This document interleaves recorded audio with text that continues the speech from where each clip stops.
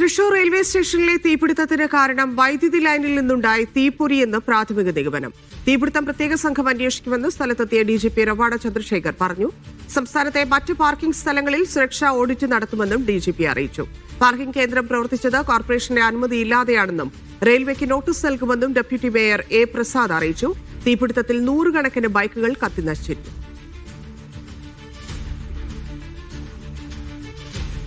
ഈ ഇലക്ട്രിക് കമ്പിയുടെ പോണ്ടല്ലോ, അതിൽ നിന്ന് ചെറിയൊരു തീയെ താഴത്തേക്ക് വീണു. ഇതേ കവർമലിക്കാണ്, പ്ലാസ്റ്റിക് കവർമലിക്കാണ് ഇത് വീണത്. ആകെ പുക വന്നു. എന്താ ഈ പുക എന്ന് വെച്ചാൽ ഞാൻ ഓടി ചെന്ന് നോക്കിയപ്പോൾ ഈ കവർ പുകയാണ്. അപ്പോൾ ഈ പുകയുടെ കണ്ടപ്പോൾ ഞാൻ ഓടിപ്പോയിട്ട് ഞാൻ മാത്രമേ ഉള്ളൂ, വെള്ളം എടുത്ത് കൊണ്ടു ഒഴിച്ചിട്ട് നോക്കിയപ്പോഴും ഇത് തീ അടിയിന്ന് ഇതിങ്ങനെ ഉരുകിയിട്ട് താഴത്തേക്ക് വീണില്ല. ഈ ഉരുകിയത് ആ ഉരുകിയെന്ന് പിന്നെ ഈ തീയെ ഇപ്പുറത്തേക്ക് പടർന്നു. അപ്പോഴേക്കും 2 പിള്ളേർ വണ്ടി വെക്കാൻ വന്നിട്ടുണ്ടായിരുന്നു. അപ്പോൾ അവരും വന്നു, വെള്ളം ഒഴിച്ചു. പക്ഷേ അപ്പോഴേക്കും പെട്രോൾ ടാങ്കിലേക്ക് ഈ തീ പടർന്നു. പെട്രോൾ ടാങ്ക് പൊട്ടി. ഇത് പിന്നെ ആകെ പൊട്ടി വെച്ചാൽ ആകെ കറുത്ത പുകയായി. ഞങ്ങൾ പരമാവധി നോക്കി ആ കുട്ടികളും കൂടിയിട്ട്. അപ്പോൾ ചേട്ടന്മാരൊക്കെ പറഞ്ഞു ഞാൻ അതിൻ്റെ ഉള്ളിൽ നിൽക്കണ്ട എന്ന് പറഞ്ഞു. അവർ ഫയർഫോഴ്സിനൊക്കെ അവർ വിളിച്ചു. ഇതിൻ്റെ നമ്മൾ പ്രാഥമികമായിട്ട് അന്വേഷണം തുടങ്ങിയിട്ടുണ്ട്. ഇവിടുത്തെ ഒരു സ്പെഷ്യൽ ഇൻവെസ്റ്റിഗേഷൻ ടീം ഫോം ചെയ്തിട്ടുണ്ട് ഇതിന് വേണ്ടി, അന്വേഷിക്കാൻ വേണ്ടി. ഇതോടൊപ്പം തന്നെ ബാക്കിയുള്ള സംസ്ഥാനത്ത് മുഴുവുള്ള ഇങ്ങനെ പാർക്കിംഗ് സ്ഥലങ്ങളിൽ സുരക്ഷാ ഓഡിറ്റ് നടത്താൻ വേണ്ടി നിർദ്ദേശം കൊടുത്തിട്ടുണ്ട്. സ്പെഷ്യൽ ഇൻവെസ്റ്റിഗേഷൻ ടീമിൽ ആരൊക്കെയാണുള്ളത്? നമ്മൾ അതിൻ്റെ ഇവിടുത്തെ അഡീഷണൽ SP ഷീൻ തറയിലും അദ്ദേഹത്തിൻ്റെ നേതൃത്വത്തിലുള്ളത് കമ്മീഷണർ സൂപ്പർവൈസർ നടത്തുന്നത്. ഇതിന് കോസ് ഓഫ് എന്താണെന്നുള്ളത് ഇപ്പോൾ മനസ്സിലായിട്ടുണ്ടോ? പ്രാഥമികമായി മനസ്സിലാവുന്നത് അവിടുത്തെ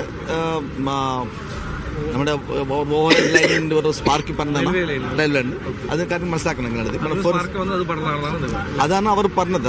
നമ്മുടെ അന്നത്തെ ഉള്ള ആ സമയത്തുള്ള ദൃക്സാക്ഷി. ബാക്കി കാര്യം സംസാരിക്കുന്നത്.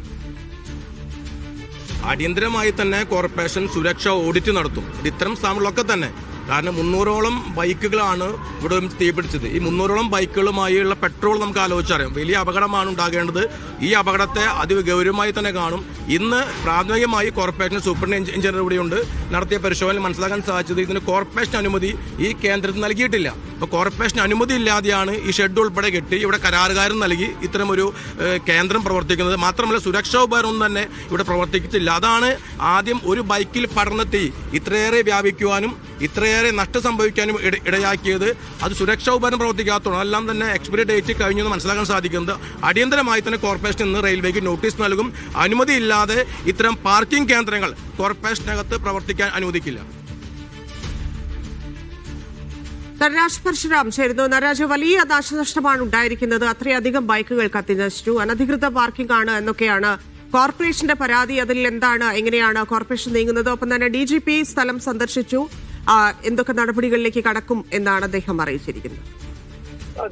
ഗുരുതരമായ സുരക്ഷാ ലംഘനമാണ് നഗരമധ്യത്തിൽ നടന്നിട്ടുള്ളത് എന്നുള്ളതാണ് ഏറ്റവും പ്രധാനപ്പെട്ട കാര്യം.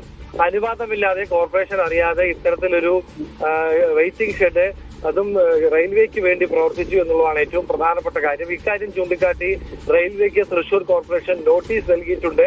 ഇതിൽ ഏതാണ്ട് രാവിലെ 6 മണിയോടുകൂടിയാണ് റെയിൽവേ സ്റ്റേഷന് പിറകിലുള്ള 4ാമത്തെ റെയിൽവേ പ്ലാറ്റ്ഫോമിന് അടുത്തുള്ള ഷെഡിൽ തീ പിടിക്കുന്നത്.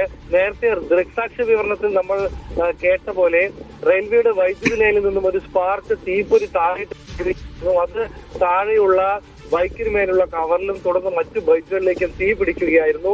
അപ്പോൾ അവിടെ ജോലി ചെയ്തിരുന്ന മല്ലിക എന്ന സ്ത്രീയുടെ വാക്കുകളാണ് നമ്മൾ കേട്ടത്. അവർ തീ കെടുത്താൻ ശ്രമിച്ചെങ്കിലും അത് ഫലവത്തായില്ല എന്ന് കണ്ടതോടുകൂടി ഓടിപ്പോവുകയായിരുന്നു. പിന്നീട് ക്ഷണനേരം കൊണ്ട് ഈ തീ പടർന്നു പന്തലിക്കുന്നതാണ് നമ്മൾ കണ്ടത്. വലിയൊരു അഗ്നിഗോളം തന്നെയാണ് തൃശൂർ നഗരത്തിന് നടുവിൽ ഉണ്ടായത് എന്ന് പറയാം. പ്ലാറ്റ്ഫോമിൽ നിന്നും ആളുകൾ ഭയന്നോടി. പലരും നാട്ടുകാരും ഒക്കെ തന്നെ ചിതറി ഓടുന്ന സാഹചര്യമാണ് ഉണ്ടായത്. ഫയർഫോഴ്സ് വളരെ പെട്ടെന്ന് വന്നതുകൊണ്ടും ഞൊടിയിടയ്ക്കുള്ളിൽ തീ അണയ്ക്കാൻ കഴിഞ്ഞു എന്നതുകൊണ്ടുമാണ് വൻ ദുരന്തം ഒഴിവായത്. അല്ലെങ്കിൽ വലിയൊരു ദുരന്തം ആയി മാറിയേക്കാവുന്ന ഒരു വലിയ സംഭവമാണ് ഇല്ലാതായി പോയത് എന്നുള്ള കാര്യത്തിൽ നമുക്ക് ആശ്വസിക്കാം.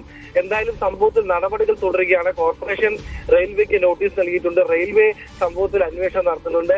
വെസ്റ്റ് പോലീസ് സംഭവത്തിൽ അന്വേഷണം നടത്തുന്നുണ്ട്. DGP അല്പസമയം മുമ്പ് സ്ഥലത്തെത്തിയിരുന്നു. അദ്ദേഹം പറഞ്ഞത് സംസ്ഥാനത്തെ തന്നെ എല്ലാ പാർക്കിംഗ് കേന്ദ്രങ്ങളിലും സുരക്ഷാ ഓഡിറ്റ് നടത്തുമെന്നാണ്.